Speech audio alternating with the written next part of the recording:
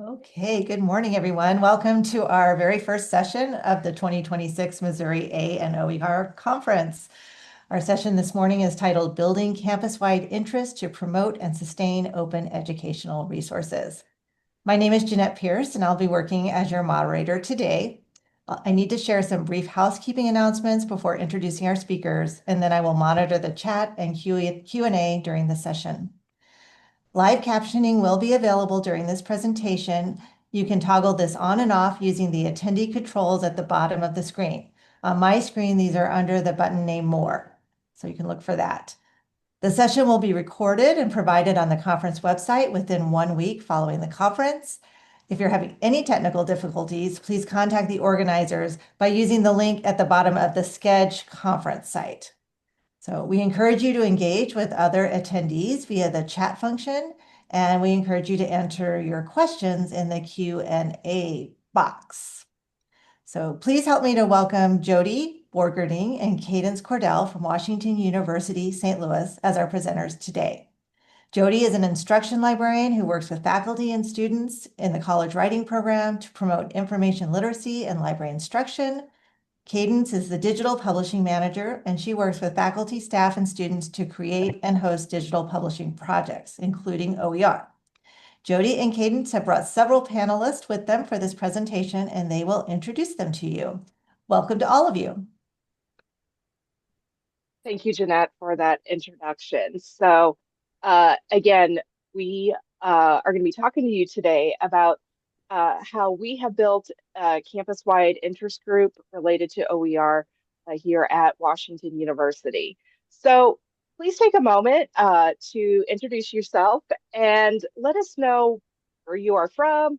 And we also want to know who is supporting and advancing OER, Open Educational Resources, or Open Education Pedagogy initiatives, maybe at your library or even at the institutional level.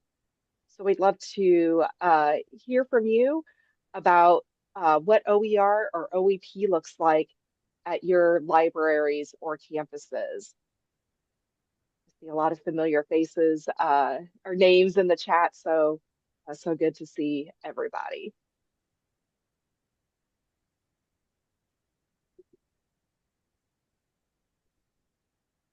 Okay. Next slide, please, Cadence. Yes, I just changed it. Okay. I'm actually seeing the PowerPoint, like not the slides, but where to edit. Oh, interesting. I'm is anyone else having the same issue? Or Yes. Yeah, it looks like you okay. haven't switched to slideshow yet. Okay, let me exit out then. Has it changed for you? No. Cadence, Okay. you might check under share which window you're sharing at the bottom of the screen. Yeah, okay. Let me. All right, is that better? There we go. Yep. Beautiful. Okay, perfect. Sorry You know, about that. That's okay. We're the first presentation on the first morning, and it is 9 o'clock. We're still waking up. The technology's still waking up. It is all good. It is all good. So, again, please feel free to continue introducing yourself in the chat and letting us know what OER and OEP looks like on your campuses. So I want to talk for a moment about the history of our working group here at Washington University. We have defined OER as teaching, learning, and research materials, including textbooks, tools, modules, tests, software, really anything that are free to use and can be modified, adapted under an open license. So these tools allow no cost access, adaptation, and redistribution with few or no restrictions. So that is how we have defined OER here at WashU. So we were initially formed of spring, fall 2023 as a group that just provided activities. Cheryl Holland, who is joining us today, one of my colleagues, created a Textbook Central workshop that I'm sure she will talk about later to help students identify library materials as alternatives to purchasing textbooks. So it was these types of activities that were happening spring, fall 2023. Then it was, kind of thought, well, if all of these groups are doing OER related activities around campus, maybe we should form a working group to kind of collectively, collaboratively work on these activities, promote these activities, and uh, and advocate for OER adoption around campus. So spring 2024 was when the working group and the initial charge were developed. Uh, and also through the course of evolution, how things have changed, we have evolved into more of an interest group. We have established our presence on campus, and so we felt that a working group it's temporary. It's a temporary sounding name, like a task force. Once you've completed your goal, your initiative, then you disband. But we want our group to be a permanent fixture on campus. So we have evolved now into an interest group, and that is where we are today. Next slide. Okay. Yeah. So volunteers who are part of the interest group come from across Washington University, and they represent both our main campus on Danforth as well as our medical campus. And it's very cross-departmental, cross-disciplinary. Uh, they make up professors and lecturers from various departments, as well as instructional designers, quite a few librarians who are also from different units within the library. So those include scholarly communications and digital publishing, instruction and student experience, as well as many of our subject librarians. Our volunteers also include departmental program managers, some other staff and faculty from the Center for Teaching and Learning, as well as disability resources. And I also wanted to add that volunteers have flexibility with how involved they are with the interest group at any given time. So we have some volunteers who are very active within the OER interest group and helping support outreach and other OER related initiatives on campus. And some people are simply there to receive email updates about what's happening on campus related to OER and open pedagogy.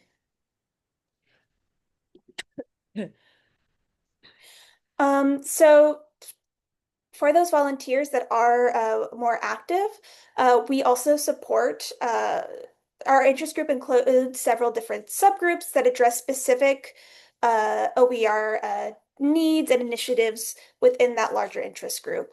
So those include our auditing subgroup, who work to gather data to better understand campus needs for OER, as well as identifying existing resources on campus that can help support OER needs and initiatives. We then have our outreach subgroup who work to bring OER awareness, not just to the interest group, but also to faculty and staff and students on campus so they are more aware of what is happening in regards to OER on campus and can get more involved. And they also spread awareness, not just for OER, but other affordability adjacent initiatives on campus. Last but not least, we have our education subgroup, which works to provide educational opportunities so they can support anyone interested in using, adapting, or creating OER on campus. So I know one thing that can be difficult with groups that campus-wide groups is communication and participation. And like Cadence said, participation is what what the individual members, how they want to contribute, whether they want to be more active with planning events and other activities that we are doing, or more passive, where they are just kind of there to observe, a lurker, so to speak, or just get the information that we are sharing and pass it on to their constituents. But we do try to create opportunities for the experience to be more meaningful for our members. We have regular meetings. It's a standard second Friday of the month at 10 a.m. Or 11.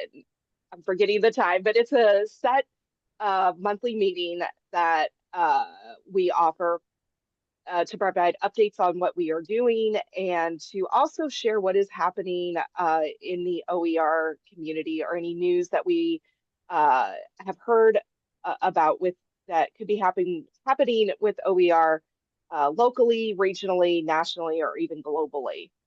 We do have a Teams channel too to also facilitate communication. We post information not only about the activities that we're doing, but maybe a call for proposals for an OER related conference that may be happening or professional development opportunities related to OER. Each of the subgroups that Cadence mentioned previously also have a subchannel on Teams. So every member of our group can also kind of lurk if they want to on the communication and activities for those subgroups that are happening on Teams. We also have a Outlook group mailing list that we use more for distribution of information that we just want to get the word out. But Teams, we try and keep that more of a discussion type focused communication channel for anything that may come up in between meetings. Another thing that we do is really share the successes both internally and externally of any OER related activities that our group may be putting on, or just even individually. We have several faculty that have worked with Cadence's department on developing OER and adapting and creating their own OERs. So when those resources are officially released and have gone live, we share those successes either through our mailing list or Teams channel. We try and promote it through our library marketing materials and encourage other members to share that information with their departments through their communication channels as well. And again, we do have very active subgroups. Our outreach and marketing subgroup earlier this year or earlier this school year created a series of 4 videos that feature faculty that have adapted or created OER or how they have used OER in the classrooms or in their classrooms. And those have been really popular videos. And that's just one example of some of the work that's coming out of our subcommittees. And of course, we can't make everybody happy. So one key through the evolution of our interest group is to kind of harmonize conflicting interests. And so a couple of examples are, it's important to be flexible, but also adaptable. At the beginning of the creation of our group, when it was still in the working group stage, there was discussion on whether we want to kind of educate faculty on OER, or should we focus more on accessibility? And eventually these ideas morphed into the education subgroup.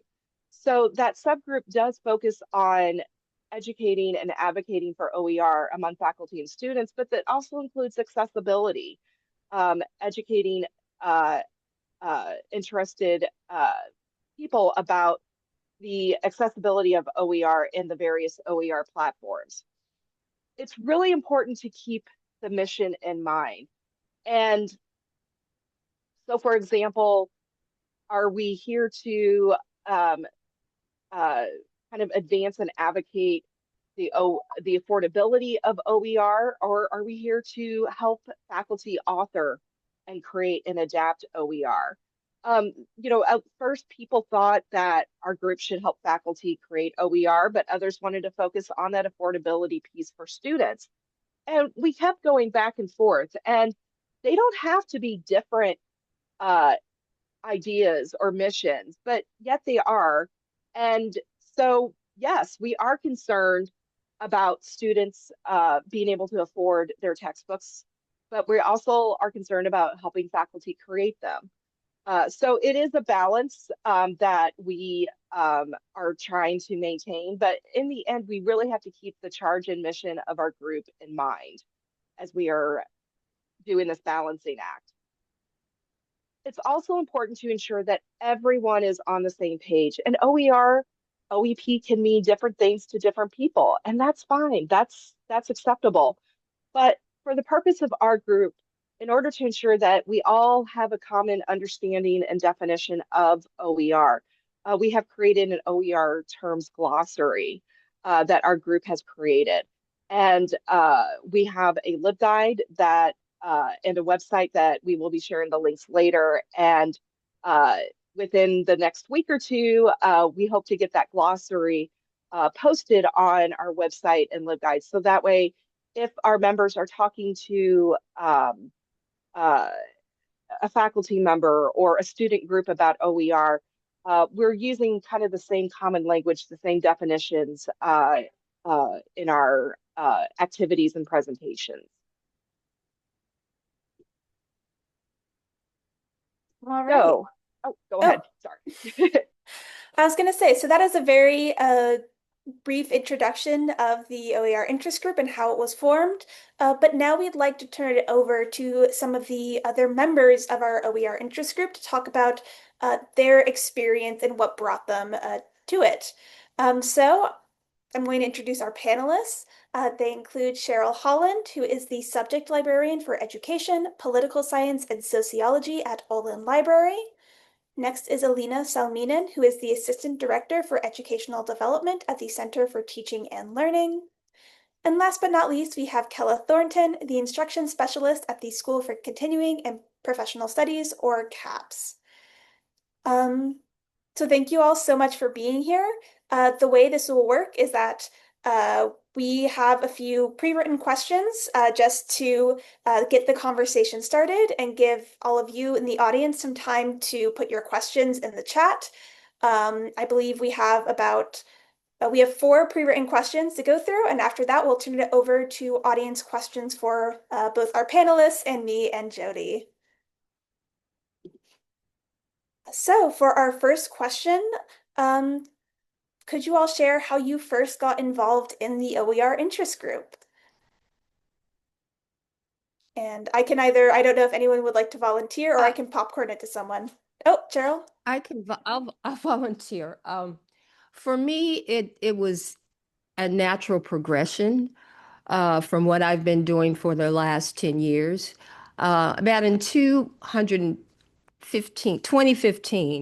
the library offered what they considered innovation grants to staff. This gave staff the opportunity to explore in a variety of areas, to be innovative, to try out new things that were on the horizon in library science. And since that time, I've been involved with OER. I was on one of the innovation grant committees entitled Open Education Resources and Affordable Textbooks at Washington University. And at that particular time, it was a complete sweep of the campus, where the campus was with OER, who campus partners were, and ever since that time, I've tried to what I think of as keep OER alive, keep hope alive, and I've been involved with Open Education Week, trying to make sure that there was either an exhibit or panel discussions between campus community, faculty about OER and textbook affordability. Trace Sabane was the copyright and scholarly communications librarian that I communicated with. She was very interested in OER, and she invited me to the OER working group. And I've just been involved in as much as I possibly can with OER since 2015.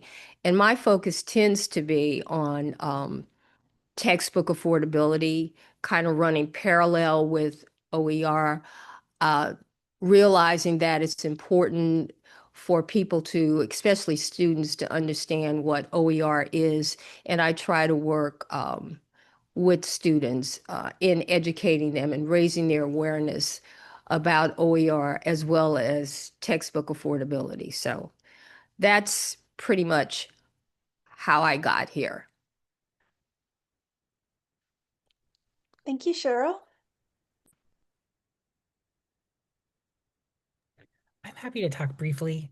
I was invited 2 years ago. My name is Kella Thornton. I'm an instructional specialist and an instructional designer with a community that often has sometimes barriers to getting academic resources. And so I was very, very committed to this idea of making sure, in terms of providing thoughtful resources that could help all of our students. Washington University in St. Louis is a very diverse community, but the school that I'm in is mostly for folks that are going back to school after they've been out for either a prolonged period or have never gone. And so it was really important for me to make sure, from an equity perspective, that we thought of ways that OER could be incorporated across campus. Because sometimes I think WashU might have a broader perception. And so I think it's important to kind of remind folks that there are all sorts of people from all different backgrounds that are educated at WashU. And so I was invited 2 years ago by Teresa Bain and started working on a subcommittee with incredible people who created the video series that Jodie talked about very briefly, who created a site that had all of the resources on how to get started in OER and who to contact and what LibGuide you might want to use to kind of see some existing resources on OER. And really, we just wanted to promote what was already happening on our campus, because there were so many people that were doing great things, but there wasn't always a clearinghouse or a consistent message about what was happening among us. And so we just wanted to provide that space. And while we have more from a working group, more to an interest group, we still are doing things that are very exciting. And so it's a real pleasure to get to work with faculty, staff, students, all of these people. So I hope that's helpful. Hello, I'll go next. Yeah, my involvement certainly is much more recent than Cheryl's, and I would say maybe, frankly, more peripheral than Kella or Cheryl's. So I'm at the Center for Teaching and Learning. And as a general statement, we love, love, love to partner with anyone and everyone we can across campus, and that includes the library as well. So what happened was I was kind of grandfathered into this, if you will. So when I started at WashU 2 years ago, we already had previously had a representative on this group, and I was asked, like, could you kind of step into that? So I've been working with the group since 2024. But I would say, in general, this aligns nicely with my interests because I do care about affordability and accessibility. So it allows me to, kind of cultivate that side, which, especially affordability isn't necessarily a huge part of the work that we think about and do at CTL. So very happy to be involved. Thank you all. All right, moving on to our second question for our panelists. And Alina, I think you started to touch on it, the second half of this question a little bit. But what is your current involvement with the OER interest group? What does that look like? And how has your involvement with the OER interest group supported your work more generally?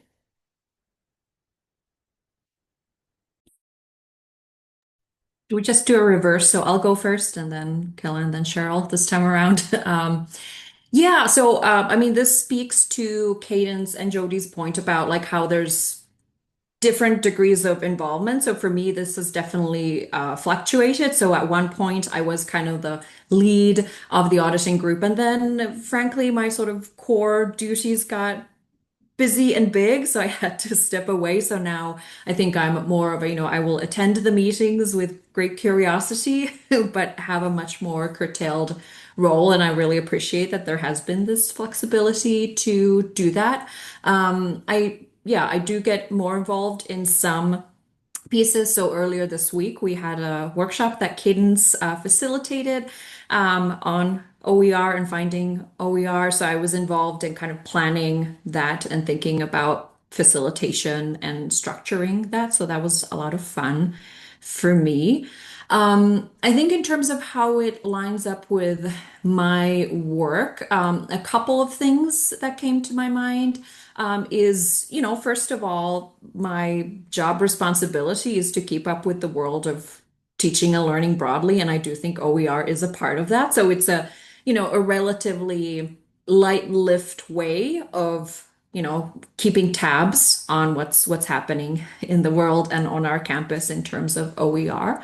Um, also, yeah, I think as I already mentioned, our center really is built and really leans heavily into partnerships and collaborations. We don't do any mandatory trainings. I mean, sometimes CTLs do, but our CTL doesn't. Like everything is about making people want to come to us. So I see my involvement in this committee as part of that work. Building community, making sure that we're well connected across different units on campus. So that I think is very beneficial for selfish reasons for me as a professional in my role.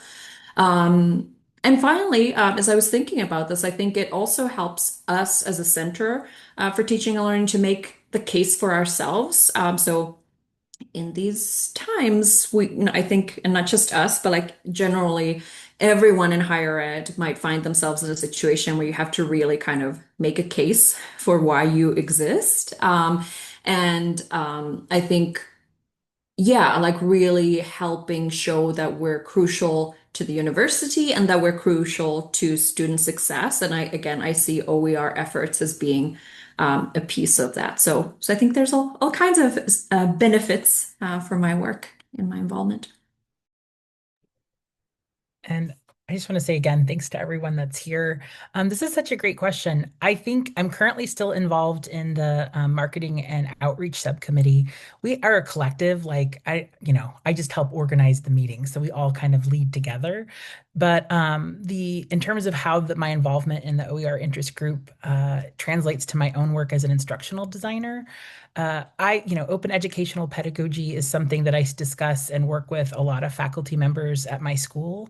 And I happen to be very, very lucky to work with one of the first like OER pioneers, like at least instructionally, that we knew of initially. So a faculty member who had built her own OER and then worked with Scholarly Publications to create that prior to Cadence and Jodie taking the helm. And so there's a lot of interest among our faculty to do OER. And I have to say that's really exciting because a lot of times it can be really easy to get stuck in a rut pedagogically, to kind of depend on the same materials because it's a lot of time and investment to teach. I also teach part-time. And so, my disciplinary home is creative writing. It's a lot of work to find the texts that you want to find, to think of the assignments and how you want to assess student learning, to think about authentic learning experiences. And OER can meet that. And so the way that it does that is by allowing the instructor to really curate and customize resources and instructional materials that students are going to find meaningful and purposeful. And so anytime we can engage students with thinking about the world around them, along with making stuff, is kind of my jam. So that's the very informal way of saying I just love working with faculty who have an idea, may not know how to do it, and then we can talk about how either OERs or OEP might help them in that process. So on to Cheryl. Yes. My how has excuse me, how has my work how has OER interest group supported my work? Well, I continue to be interested in helping students and educating students about how to find materials that are more affordable to them so they won't have to cancel classes or be discouraged or not be successful in their courses. So this interest group has pretty much given me a way of sustaining that interest because it's not what I do most of the time. As a subject librarian, librarian liaison, I do a lot of work associated with faculty, but I am truly interested in helping students. So this allows me a way to just continue my work with students. And my focus in this group is to try to get students more interested in what's going on with OER and to participate in events that would help them to educate their peers about OER as well as those resources that we have at the library that makes them obtaining library materials, course materials, in ways that are more affordable to them. So that's pretty much what my focus is at this point. Thank you, Cheryl, Ella, and Aaliyah. So, next question is, what work would you like to do with the OER interest group moving forward? Kella, would you like to? Sure. I was like, I don't know. There's so many things. I think the big thing that we're continuing, at least I can say for the subgroup that I'm a part of, is that we're wanting to continue to find meaningful and dynamic ways to share how OER touches not just faculty, but also students. We think it's really important for students to have a voice in this. And so Cheryl's been exceptionally great at representing that perspective. And I agree with her. I think that's really, really crucial. And I think the other thing is just continuing to find really unique ways to bring attention to what we're doing. And I don't know if Jodie or Cadence, if you'll touch upon this, but their department also had accelerator awards for OER, like helping encourage faculty members to do things, whether it was within the realm of adoption, adaptation, or creation. And adoption, faculty would get a $2,500 grant. Adaptation would be 5,000, and creation would be 7,500. And I do think seeding faculty initiatives like that is a really positive way. And even if you can't do that amount, because those are big amounts, like even thinking about thoughtful ways of mentoring, like how can you pair people with instructional designers like myself or with you, or thinking about like, is there a creative way to use a course release? Are there other ways to kind of help people fund this kind of work, and so that people can feel replenished by doing it? Because kind of looking around the world around us, it's there's a lot happening, so it might feel overwhelming on how to get started. So I think anything we can do to remove barriers is something in terms of what I'd like to do with the work that I want to do. How can I remove a barrier to make this more accessible, more intuitive, easier to do, so that, like any trailblazer, you want to make the path clearer for the people after you. So that's really what I hope to do in my work moving forward.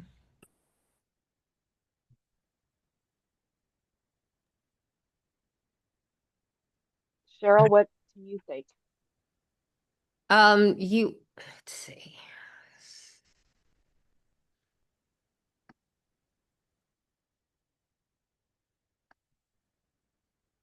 Can you hear me? Hello? Yes, we can hear. Oh, okay. Yes. You were breaking up. Oh, sorry. That's okay. I still will be focused on, or I like the idea of being focused on student advocacy, and trying to continue to raise the awareness in that area. Uh, Great. Yes, that student voice is so important. And Alina, what would you like to do with the working group moving forward? Yeah, so as I was thinking about this, I'm now realizing like, well, I don't know which parts of this I would do and where I'm just brainstorming work for other people, but I'll share anyways. I think the part that I most logically and naturally would continue to be involved in is thinking about workshops for faculty. Like that's the bread and butter of what I do. So, I'll be very happy to keep contributing to that work, which we're already doing. Kind of along the lines of what Kella was talking about, thinking about structures and incentives. So one potential avenue to explore would be sort of department visits to highlight discipline-specific OERs, because I think a big challenge, at least for some faculty, might be that, again, like this is so academia organizes itself by discipline.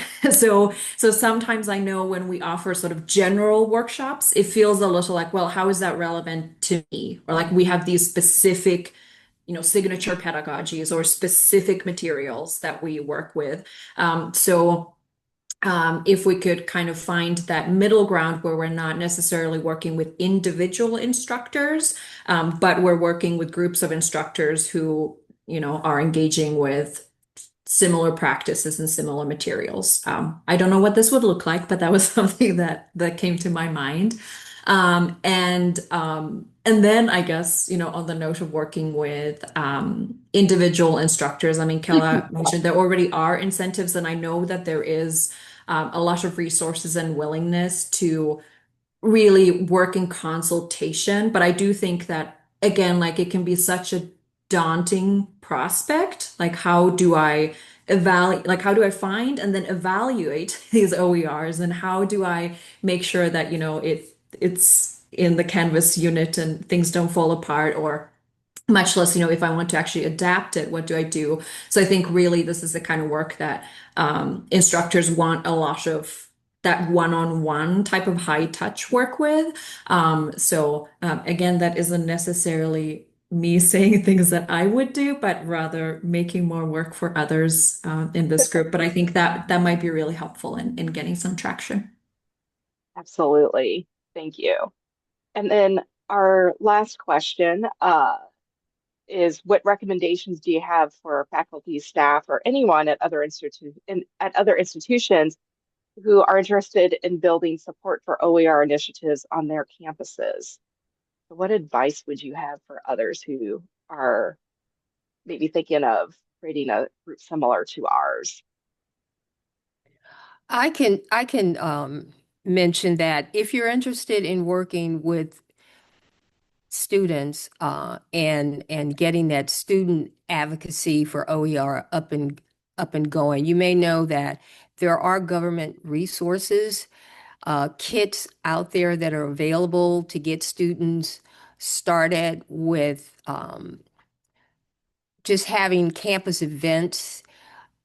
In some cases, there are already pre-written letters to faculty for students to reach out to faculty. So if students was a place where you wanted to get started, I would look into those resources first. They were very helpful to me. Working with students, as many of you know, is kind of hit and miss. Some years are great.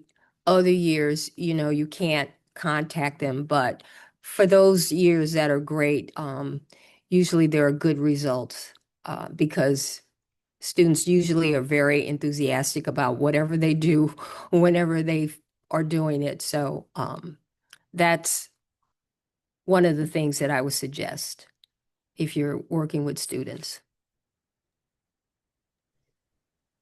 I would say two things. Even if you don't have a huge budget, which I just want to acknowledge the privilege that WashU does have. But even if you don't have that, like I'm a publicly educated person. I went to the University of Missouri in Columbia and the University of Arizona in Tucson. But I also taught community college for a long time, so I'm scrappy. And I think the big thing I would say about that is you don't, even though, yes, money makes everything easier, you don't need a lot of money to get this started. And I think the first thing I would say to yourself is if this is something you're passionate about and you believe about, and you know of other people on your campus that also feel similarly, first of all, get together. It could be coffee, it could be something really simple, and start talking about what it is that you might want to achieve together. Because I will say, sometimes one of the things that happens in institutions, and I've worked at lots of other places, is that we get in our own little silos. And so to get out of those bubbles and to have more interdisciplinary, school relationships really helps, not just for OER, but for the culture and the climate in general. And so I think talking with folks, working with them, seeing what everyone can bring to the table. A lot of the things that we accomplished in the marketing and outreach committee was that we had different places that had different access to different resources and specialties. So that could help us make a more unified message about what we were doing and what we were hoping to accomplish and do. And I think it was that collective mass of all these people from all over the WashU campus, both Med campus and Danforth campus, which is our main campus, that got everyone really excited and energized to make OER happen on our campus. So this is not something that was done by just one person or one group. It was truly a collective.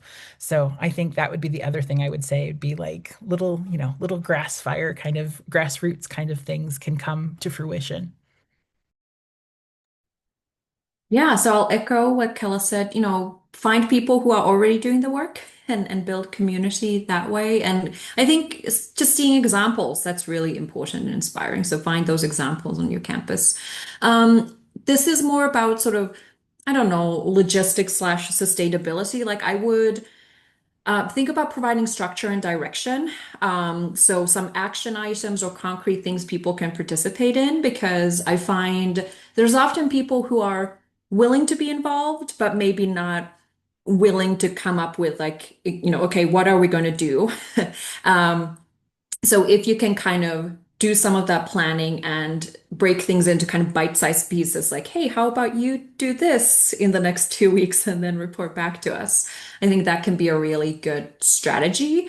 And then, yeah, I think also related to that is, as Cadence already referred to, kind of clarifying what are people's interests and concerns when it comes to OER. And then either deciding, what are your priorities going to be, but at the very least, like have some clarity, because I do think what makes it very challenging is if you have people nominally working on the same thing, but they actually have very different goals and very different conceptualizations of, what is the relevance and purpose of OERs. Yeah, like kind of surfacing some of those can be really helpful. Thank you. So, do you have any questions for our panelists? If you do, please feel free to type them in the chat. We still have about 7 minutes.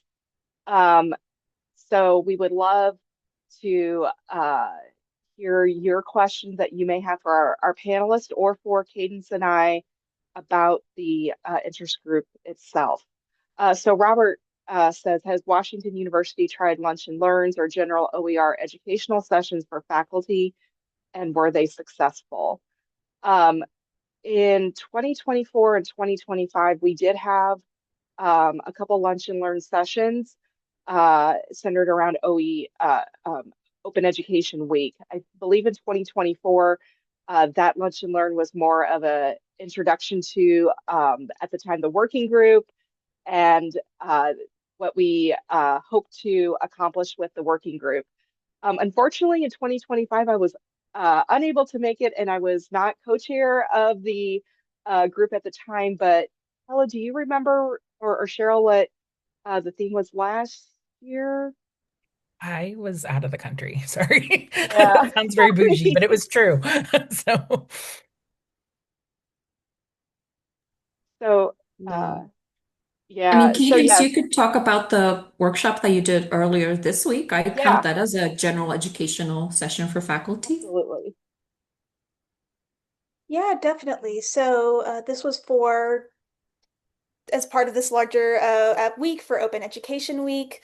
We put together a workshop about finding and adapting, an introduction to finding and adapting open educational resources. Um, it went very well. It was designed to be very introductory to try and get people with any level of experience, just help get their foot in the door. Um, we did hold it in the morning, and we were able to provide catering, so coffee and pastries, which always helps.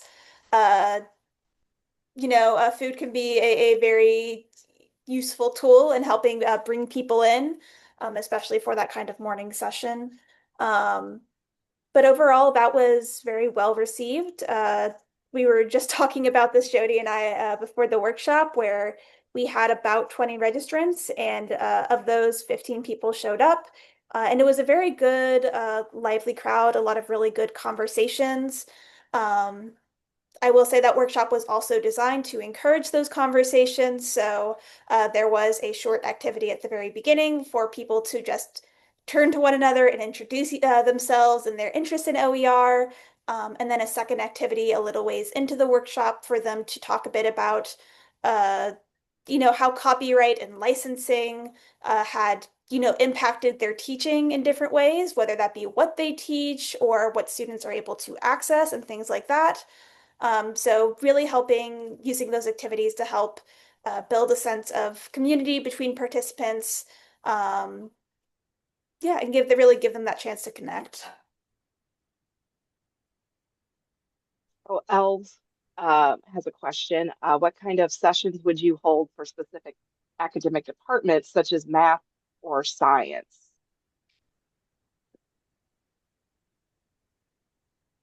I I will mean, say that, oh, so go yeah, ahead. go ahead, No, go, Kella. I was going to say, I think this will kind of be a tangential but very short response to Elle's great question.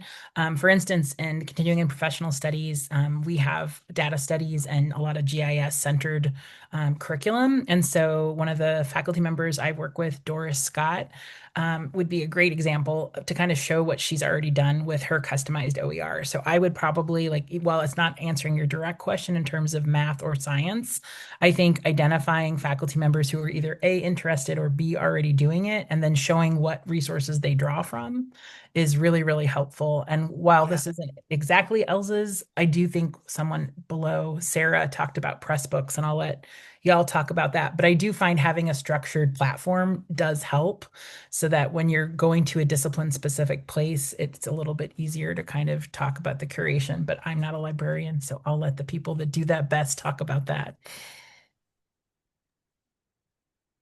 Yeah, picking up on that, I definitely agree. Highlighting specific examples from WashU is very helpful for uh, kicking off that conversation and providing something concrete. Um, I've not been paying close attention to chat, unfortunately. But in terms the main platform for OER that we support at WashU is Pressbooks. So again, speaking to providing a tangible example, being able to say, this is the specific platform we support. As digital publishing manager, I'm the person you can reach out to if you just want to find a time to talk about the platform and what you can do on it, and really get a better sense of working with it to create OER. I think the other big uh, area that I'd want to address there, because we can talk a lot about very general repositories for where to find OER. So for those more department specific discussions, I'd want to really hone in on what libraries and what repositories can you go to find OER? Are there any discipline specific resources that you can really engage with to find ones that are uh, niche to your discipline in some ways? And making sure that they know exactly where they can go to find these resources and making sure that we're setting them up for success if they go hunting to that end. Wow. So I wanted to thank everyone for these great questions. And if there's any more, perhaps we can get a couple more in, but I did want to say a couple of housekeeping types of things as we close out today. So first of all, thank you to our presenters and organizers and panelists. This is really great and really enjoyed all of this conversation.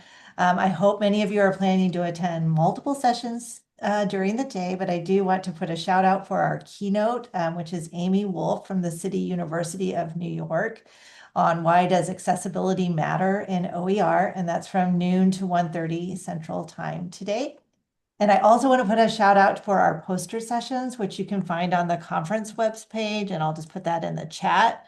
This is the first year we've done online poster sessions, so I hope everyone will take some time to take a look at those today. So I'll leave it up to Jodie whether they want to take any more questions, but we are at time today, and thank you all so much for being here. I will quickly answer the question.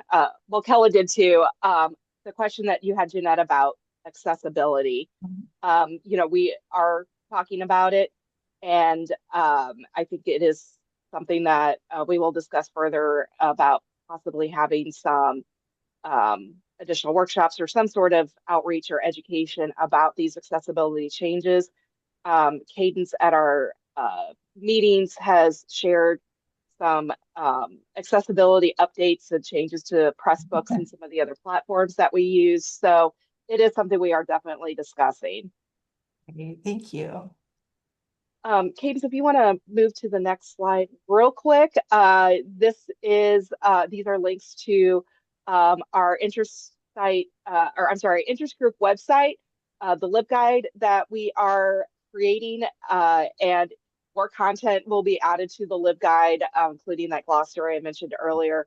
And if you have any questions, please feel free to reach out to us. We do have a central email that you can email us directly, or if you the next slide, Cadence, you can contact each of us personally if you have any questions.